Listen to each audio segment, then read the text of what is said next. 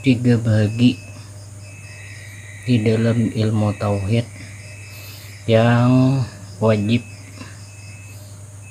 yang lebih kita perhatikan daripada sifat yang lainnya, yaitu mukhalafah, qiyamu ta'ala binafsih, wahdaniyat. Yang tiga macam ini harus lebih diperhatikan daripada yang lainnya, karena ketentuan benarnya iman seseorang itu dengan yang tiga macam ini. Yang pertama tadi adalah mukhalafah. Mukhalafah itu terbagi kepada tiga. Satu, mukhalafah pada zat. Dua, mukhalafah pada sifat.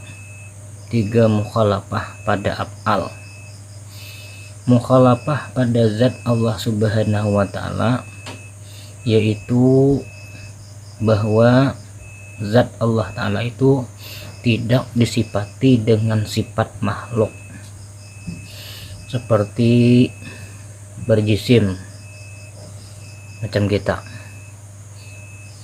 atau disifati dengan sifat besar, kecil, jauh, dekat, bersifat seperti nur, bersifat seperti cahaya. Nah, semuanya itu adalah sifat makhluk lain daripada sifat Allah Subhanahu wa ta'ala. Apabila kita menyifati Allah Ta'ala seperti besar atau kecil atau rendah, bersifat gerak dan diam, bersifat lain-lainnya, maka itu adalah membatalkan i'tikad kita tentang mukhalafah. Sebab Allah Subhanahu wa ta'ala itu zatnya tidak bersifat dengan sifat si baru, atau tidak bersifat dengan sifat makhluk itu tadi.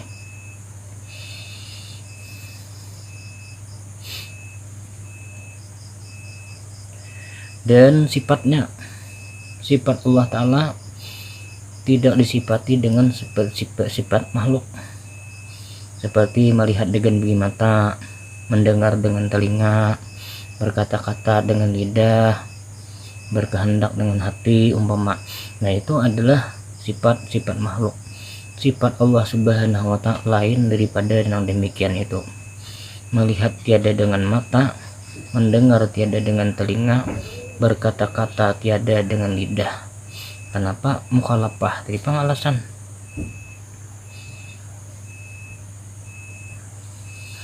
Yang kedua tadi, qiyamuhu ta'ala binafsih, artinya Allah Subhanahu wa ta'ala itu tidak berhajat dengan makhluknya, atau berdiri dengan sendirinya, tidak bergantung dengan makhluk. Allah kada bertempat di alam dunia kah, alam akhirat kah, di surga kah, di aras kah? Ada. Allah tidak mengambil faidah dengan segala sesuatu yang dijadikannya. Kita sembahyang, Allah Ta'ala kada mengambil faidah dengan sembahyang kita. Kita berpuasa, Allah Ta'ala kada mengambil faidah dengan puasa kita. Kita berbuat baik, Allah Ta'ala tidak mengambil faidah dengan perbuatan baik kita itu tadi. Kenapa? Allah Ta'ala qiyamuhu ta'ala binafsih.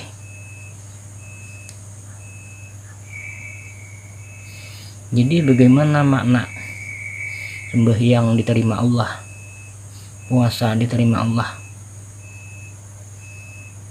Itu maknanya adalah bahwa sembahyangnya diterima Allah, puasanya itu diterima oleh Allah. Maknanya sembahyangnya itu benar karena Allah, puasanya benar karena Allah. Makna diterima.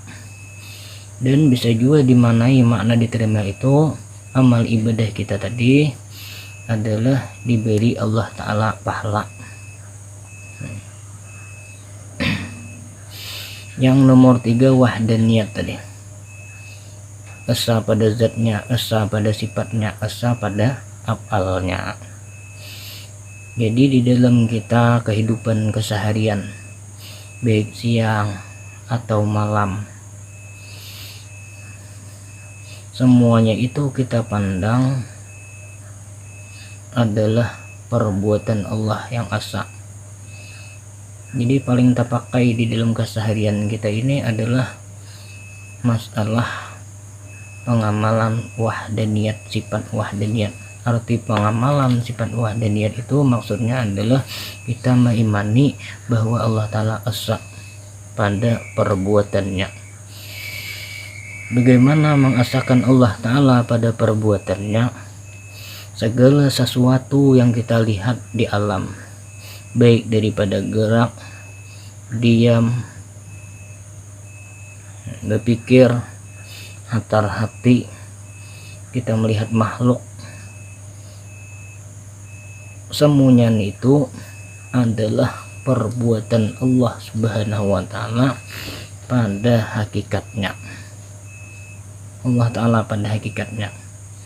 Tetapi pada adatnya, pada syariatnya yang kita lihat itu, umpama kita melihat si Umar berjalan, pandangan hakikat itu adalah perbuatan Allah.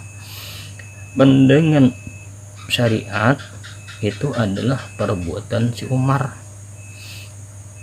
supaya kada menafikan syariat, itu perbuatan si Umar kita.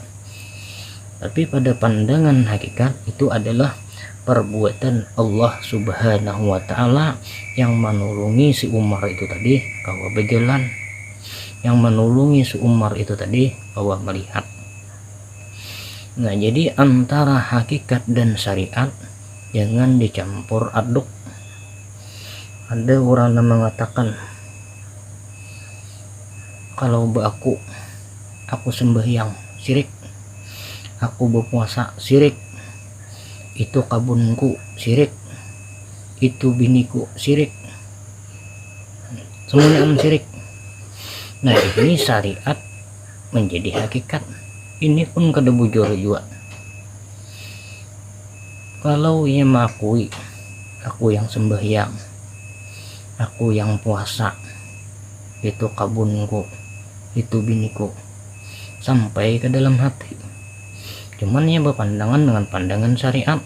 Nah, ini kada murtad, kada syirik belum, kada menyebabkan kafir.